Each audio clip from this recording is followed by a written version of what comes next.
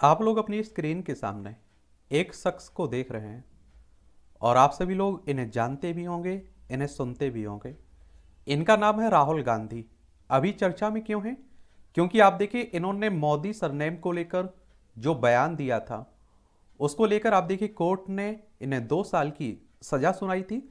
और आप देखेंगे अब इनकी जो लोकसभा सदस्य थे वो लोकसभा सदस्यता भी समाप्त कर दी गई है। तो आज हम लोग इनके बारे में एक सामान्य जानकारी देख लेंगे, इनका पारिवारिक बैकग्राउंड, इनकी लव स्टोरी भी काफ़ी चर्चा में रहती हैं तो उस पर भी बात करेंगे। जो राजनीतिक बैकग्राउंड है इनका वो भी देखेंगे।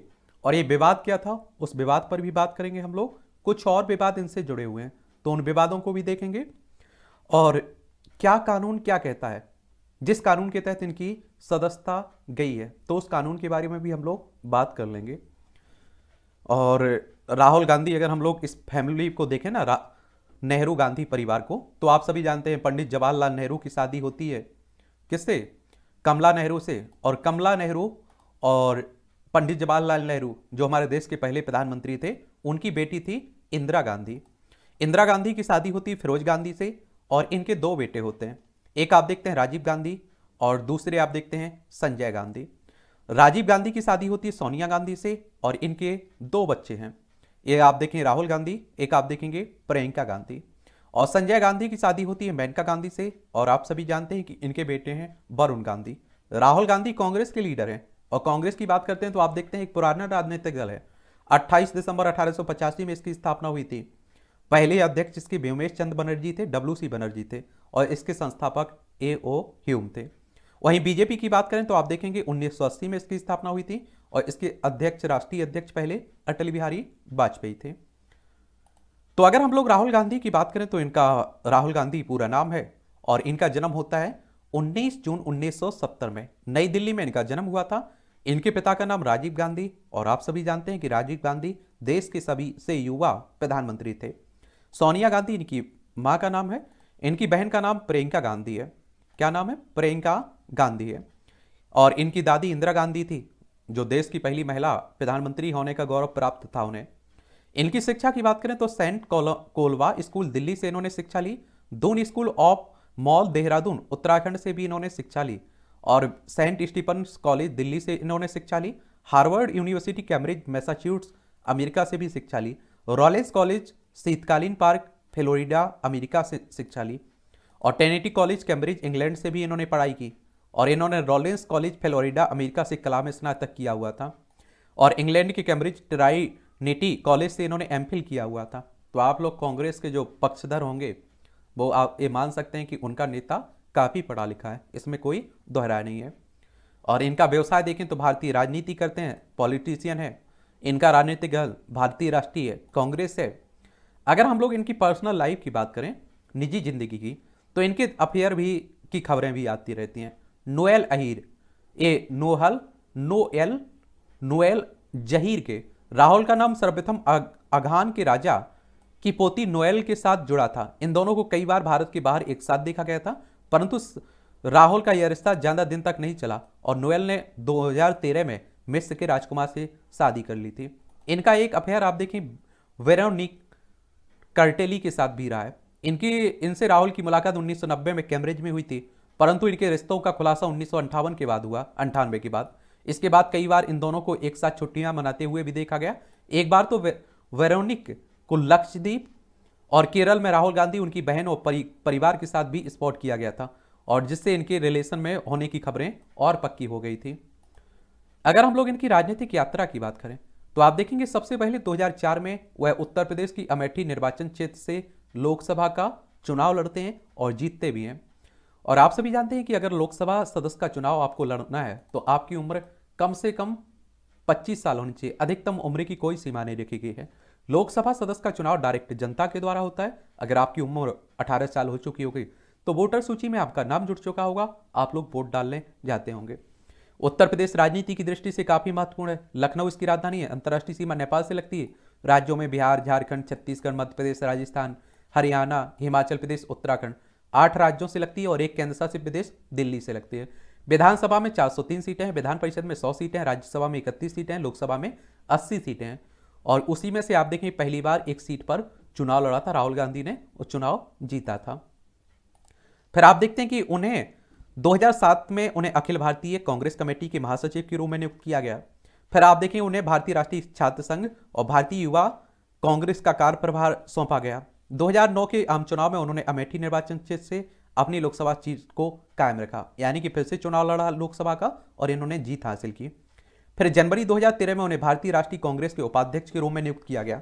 फिर आप देखें 2014 में फिर से लोकसभा चुनाव होते हैं और इसमें फिर से इन्होंने अमेठी से लोकसभा चुनाव लड़ा और पुनः जीत दर्ज की, अपनी लोकसभा सीट बरकरार रखी। स्मृति ईरानी है ना, 2014 में राहुल गांधी के खिलाफ इन्होंने चुनाव लड़ा था और उसमें हार का सामना करना पड़ा था। लेकिन 2019 में फिर से आप देखते हैं लोकसभा चुनाव होता है, ये 2 सीटों से चुनाव लड़ते हैं। एक आप देखते हैं वायनाड केरल की थी और एक आपकी जो अमेठी की थी उस पर, और ये स्मृति ईरानी से अमेठी की सीट से हार जाते हैं लेकिन वायनाड लोकसभा से सदस्य बन जाते हैं। ठीक है, और उस समय ये राष्ट्रीय अध्यक्ष भी थे 2019 में। लेकिन आप देखें कांग्रेस का प्रदर्शन बहुत खराब रहा और इसकी जिम्मेदारी इन्होंने खुद ली और अपने पद से इस्तीफा दे दिया इन्होंने। इनसे जुड़े हुए विवाद की बात करें तो आप देखेंगे विवाद भी देख लीजिए। ये आप देखें राहुल गांधी विवादों में तब आए जब उनके द्वारा बताए गए नाम और जन्म की तारीख और उनके कॉलेज प्रमाण पत्र में दर्ज नाम उनके की तारीख असमानता के कारण उनकी काफी आलोचना हुई थी। राहुल द्वारा हिंदू उग्रवाद इस्लामी आतंकवाद पर टिप्पणी की गई और जिसमें उन्होंने कहा कि हिंदू उग्रवाद इस्लामी आतंकवाद से ज्यादा खतरनाक है और इस विवादास्पद टिप्पणी के कारण इन्हें कड़ी आलोचनाओं का सामना भी करना पड़ा था।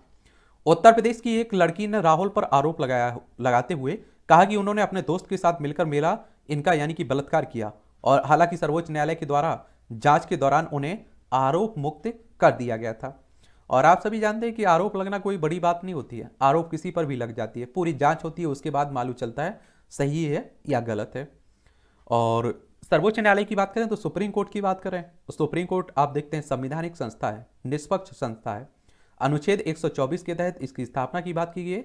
28 जनवरी 1950 में इसकी स्थापना हुई थी और इसमें जो न्यायाधीश रहते हैं उनकी सेवानिवृत्ति की उम्र 65 साल रखी गई है। अगला विवाद है, राहुल ने विवाद इस पर बयान देते हुए कहा कि गरीबी केवल एक मन की अवस्था है और जिससे उन्हें कड़ी आलोचना का सामना करना पड़ा था। ये आप देखें मई 2011 में भट्टा पारसौल गांव में किसानों के साथ एक राजमार्ग परियोजना के खिलाफ विरोध प्रदर्शन के दौरान उत्तर प्रदेश पुलिस ने उन्हें गिरफ्तार भी कर लिया था। एक बहुचर्चित नेशनल हेराल्ड ये आप देखते हैं कि मामले में उन पर भ्रष्टाचार का आरोप भी लगाया गया था। और आपने देखा होगा संसद के दौरान इन्होंने अपने भाषण के बाद पीएम मोदी को जाकर गले लगाया था, फिर लौटकर अपनी ही पार्टी के नेता ज्योतिरादित्य सिंधिया की तरफ आंख मारकर इशारा किया था और इस घटना को भी खूब कवरेज मिली थी मीडिया की और राहुल की बहुत निंदा भी की गई थी। अब तो आप देखते हैं कि ज्योतिरादित्य सिंधिया बीजेपी के नेता बन चुके हैं। और एक बार अपनी सभा में राहुल गांधी ने यह भी कह दिया था कि गांधी जी की हत्या के पीछे राष्ट्रीय स्वयंसेवक संघ का हाथ है और उनके इस कथन के कारण उन्हें कई लोगों की निंदा का पात्र भी बनना पड़ा था। और आपको एक और बात बता दो कि जब हमारे पहले गृह मंत्री होम मिनिस्टर साहब और पहले उप प्रधानमंत्री सरदार वल्लभ भाई पटेल थे और गांधी जी की हत्या के बाद आप देखिए राष्ट्रीय स्वयंसेवक संघ आरएसएस पर प्रतिबंध भी लगा दिया था उन्होंने, तो ये भी आप लोग याद रखिएगा। मोदी सरनेम को लेकर की गई टिप्पणी पर राहुल गांधी को सूरत की कोर्ट ने दोषी करार दिया। इसके साथ ही आपराधिक मानहानि के इस मामले में उन्हें 2 साल की सजा सुनाई गई। मानहानि कहने का मतलब होता है कि आप किसी पर टिप्पणी करते हैं, कोई अगर उसकी भावनाओं को उसके नाम को कुछ खराबी ठेस पहुंचता है तो वो मानहानि का केस आप पर दायर कर सकता है। तो ये 2019 का मामला है। लोकसभा चुनाव में कर्नाटक के कोलार में एक रैली के दौरान राहुल गांधी ने कहा था कि आखिर सभी चोरों के सरनेम मोदी ही क्यों होते हैं और इस टिप्पणी पर काफी बवाल मचा था और जिसके बाद बीजेपी विधायक गुजरात के पूर्व मंत्री पूर्णेश मोदी ने टिप्पणी को लेकर आपराधिक मानहानि का मामला दर्ज करवाया था और कहा गया कि राहुल गांधी बयान पूरी मोदी समाज के लिए अपमानजनक है और इससे पूरे मोदी समाज को बदनाम किया गया है। अब देखिए कानून क्या कहता है, इस कानून को आप लोग जरूर पढ़ लीजिएगा और इस कानून से आपकी परीक्षाओं में क्वेश्चंस डायरेक्ट पूछ लेता है। और एक सामान्य जानकारी के लिए मुझे लगता है कि मालूम होना चाहिए, जनप्रतिनिधि अधिनियम 1951 की धारा 8(1) और 8(2) के तहत यह प्रावधान है कि अगर कोई सांसद विधायक हत्या, दुष्कर्म, धर्म, भाषा या क्षेत्र के आधार पर शत्रुता पैदा करता है, आतंकवादी गतिविधियों या संविधान का अपमान करने जैसे अपराधों में शामिल होता है तो उसकी संसद और विधानसभा की सदस्यता रद्द हो जाएगी।